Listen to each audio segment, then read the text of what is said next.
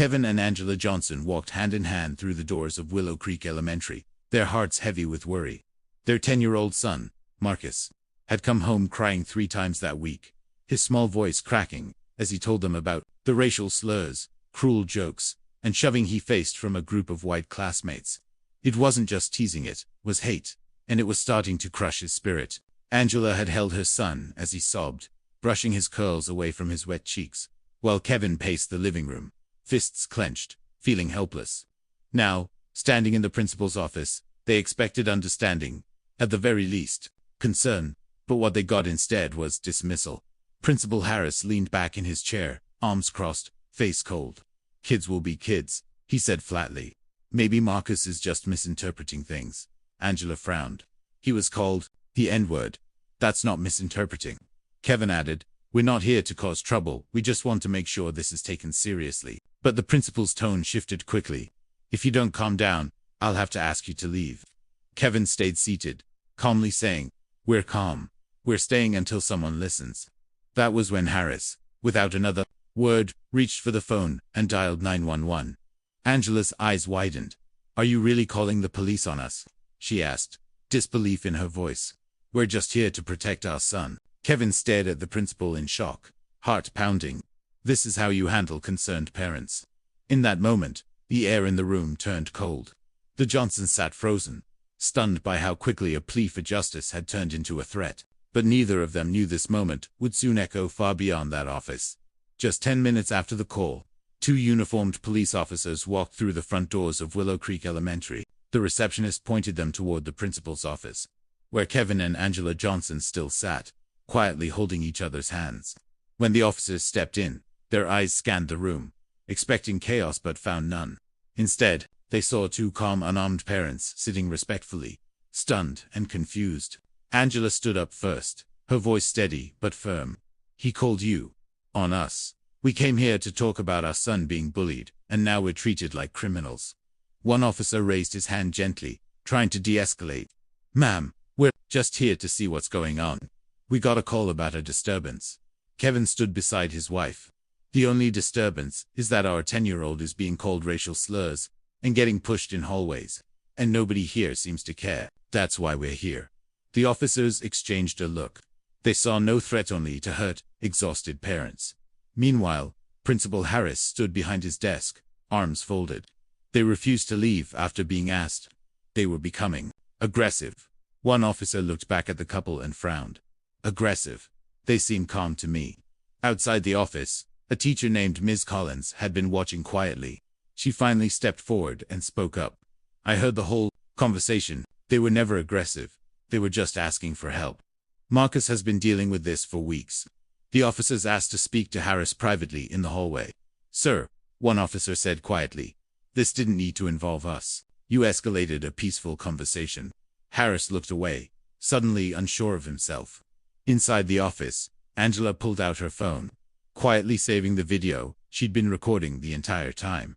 That night, Angela sat on the couch beside Kevin, her hands trembling slightly as she uploaded the video to social media. She didn't add much, just a short caption. "We went to the school to talk about our son being bullied with racial slurs. The principal called the police on us." Within hours, the video started gaining attention. By morning, it had over 200,000 views. By the end of the day, it was everywhere on Twitter, Instagram, Facebook, even TikTok. People were outraged. News outlets picked up the story. And hashtags like #JusticeForMarcus and #CalledForCaring began trending. Strangers from across the country sent messages of support. Some were teachers apologizing for how the Johnsons were treated. Others were parents sharing similar experiences. A mother wrote, "My son was also bullied at that school. They ignored us, too." Another comment read, "This happens far too often. Black families are treated like threats when all they want is fairness." Local reporters showed up at the school, and by the next day, protesters began gathering outside with signs that read, "Protect our children, and being heard shouldn't be a crime." The school district, clearly unprepared for the backlash, issued a brief statement saying they were reviewing the situation. But it wasn't enough. People wanted action. Inside their home, Kevin and Angela watched the growing movement with mixed emotions. They hadn't planned for any of this. They just wanted someone to listen to, believe Marcus, If we had stayed silent, Angela whispered, this would have happened to another family. Kevin nodded slowly. But now, they have to listen. The world is watching, and the world was watching closer than ever before. The school's silence was no longer a shield. It was a spotlight. As public outrage continued to grow, the school district could no longer stay silent. Under pressure from local leaders, parents, and national media, they announced a formal investigation into the incident at Willow Creek Elementary. A special review board was brought in, and within days, interviews began. Teachers, staff, students, and even other parents were asked about the school's climate and how complaints were handled. What surfaced was worse than anyone expected. Not only had Marcus's bullying been ignored, but at least 3 other black students had experienced similar treatment. Their parents had filed complaints, but just like the Johnsons, they had been brushed aside. None of the incidents were documented properly. Principal Harris's reputation quickly crumbled. Teachers quietly admitted that he often downplayed racial incidents and discouraged making a scene. One staff member even revealed that Harris had instructed them not to overreact when parents complained. When asked about the day, he called the police. Harris tried to defend his actions, but the video told a different story.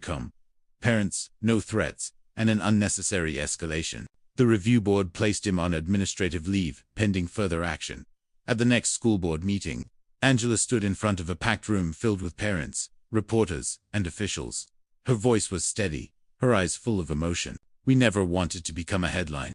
We just wanted our son to be safe. We wanted someone to care. Kevin stood beside her and added, this isn't about hate, it's about responsibility. About making sure no other child has to carry this pain. The room erupted in applause, not just for their words, but for their courage. The Johnsons had opened a wound the school had tried to hide for years, and now, real change was finally starting to take shape. Weeks passed, and Willow Creek Elementary looked like a different place. The school district officially removed Principal Harris and replaced him with Dr. Monique Reynolds, an educator known for her work in equity, student safety, and inclusion. One of her first actions was to implement mandatory anti-racism and sensitivity training for all staff members. She met with every student and parent who had filed a complaint, including the Johnsons, and really listened. This school failed you, she told them, but we will do better. That's my promise. New policies were rolled out, including anonymous student reporting systems, classroom discussions about respect and diversity, and monthly community meetings to give families a voice. Teachers who had once stayed silent began to speak up. The atmosphere shifted. It felt safer, warmer, and slowly, Marcus began to smile again. He no longer dreaded going to school. His new teacher encouraged him to share his thoughts in class. Students who once ignored him now asked to sit with him at lunch. It wasn't perfect, but it was progress. One afternoon, Marcus came home proudly, holding a certificate. It read, Student of the Month for Courage, Strength, and Leadership. Kevin framed it and hung it in the living room. Angela wiped tears from her eyes as she hugged her son. You did this, she whispered. You helped change everything. The Johnsons never expected their story to become a movement, but it did. They had only wanted their son to be heard. Instead, they gave voice to many who had been silent for too long. And while the scars of what happened would always remain, they became a symbol of how love, truth, and bravery can spark change. Sometimes, standing up doesn't just protect your child, it protects many others too. If this story moved you, don't forget to like, comment, share, and let your voice be heard.